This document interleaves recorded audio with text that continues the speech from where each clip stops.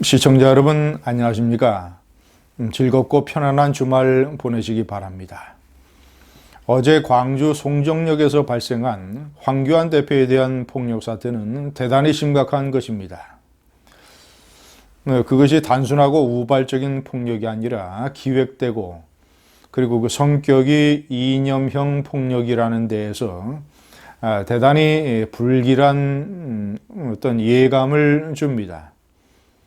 결론적으로 말씀드려서 아마 내년 총선에서 호남 지역에서 특히 광주에서 황교안 대표가 유세하는 것은 불가능할지 모릅니다. 아니면 거의 투명 플라스틱판으로 이렇게 둘러싼 방탄차를 준비하거나 아니면 경호원들이 투명 플라스틱 방패로 에워싸야 할 것입니다. 내년 4월 총선은 말할 것도 없고 보다 더 심각한 것은 2022년 대통령 선거입니다. 만약에 황교안 대표가 한국당의 후보가 된다면 아마도 또 다른 이 후보라도 2022년 대통령 선거 때는 아마겟돈 최후의 결전에 버금가는 우파 좌파의 대립이 있을 터이니 끔찍한 폭력 사태가 벌어질 가능성이 대단히 높습니다. 시청자 여러분, 호남 지역에서 한국당에 대한 폭력은 대개 세 가지로 나뉩니다.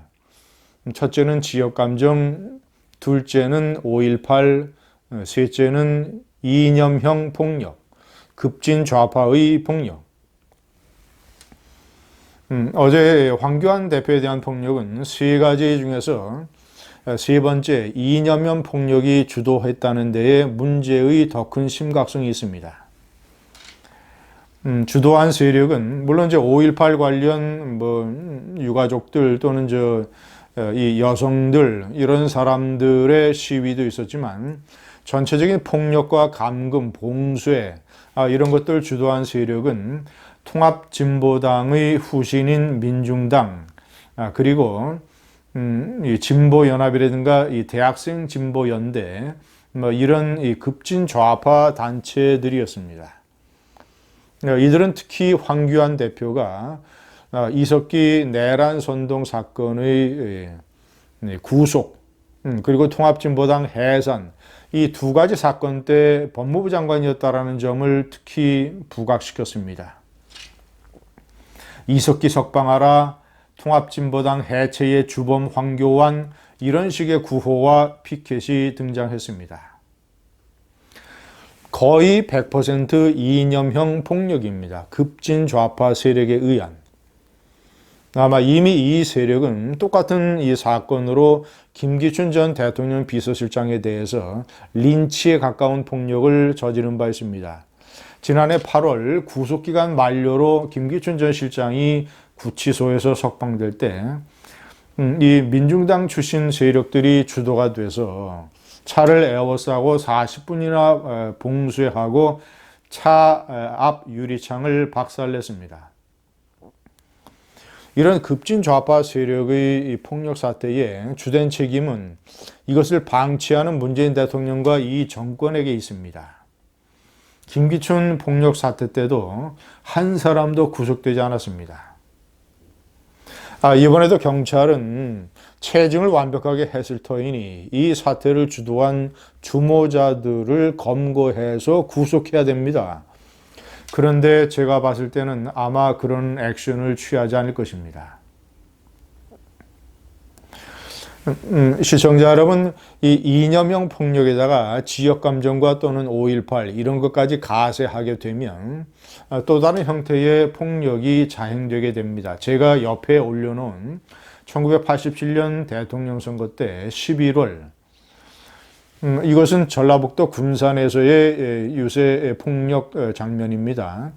노태우 후보가 전라북도 군산에서 많은 방해를 무릅쓰고 연설을 마치고 유세 차량을 타고 빠져나올 때 끔찍한 폭력이 발생했습니다. 사제 폭발물까지 등장했습니다. 벽돌, 돌멩이, 이런 것들로 이런 것들이 유세 차량에 날라들어서 적지 않은 경호원들이 머리가 터지는 중상을 입었습니다. 그리고 유세 차량 앞에 취재 차량에도 사제 폭발물이 날아들어서 기자가 종아리에 화상을 입기도 했습니다. 이어서 군산에 이어서 전주에서 노태우 후보는 유세를 가지려 했으나 이 엄청난 수의 대학생들이 미리 유세장을 점거하고 이 소란과 폭력 이런 행위를 저지르는 바람에 노태우 후보는 결국 전주 유세는 벌이지도 못했습니다. 노태우 후보에 대한 폭력은 지역 감정, 그리고 그가 550의 주역이라는 데서 오는 5.18 관련, 그리고 민정당 대통령 후보라고 하는 우파의 대통령 후보라고 하는 것에 대한 어떤 이념형 폭력, 세 가지가 어우러진 것이었습니다. 김영삼 대통령 후보도 광주 유세에서 엄청난 폭력을 겪었습니다. 유세 연단에 돌이 날아들고 그리고 엄청난 소란과 방회, 시위 이런 걸로 인해서 유세가 진행이 되지 못했습니다.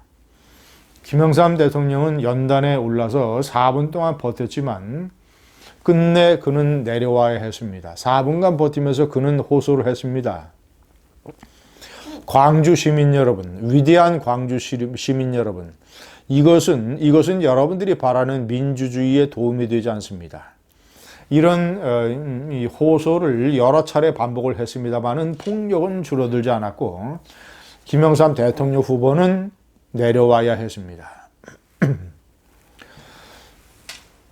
김영삼 광주 유세에서 폭력이 있는 그 다음 날 김대중 후보가 대구의 두류공원에서 유세 집회를 가졌습니다.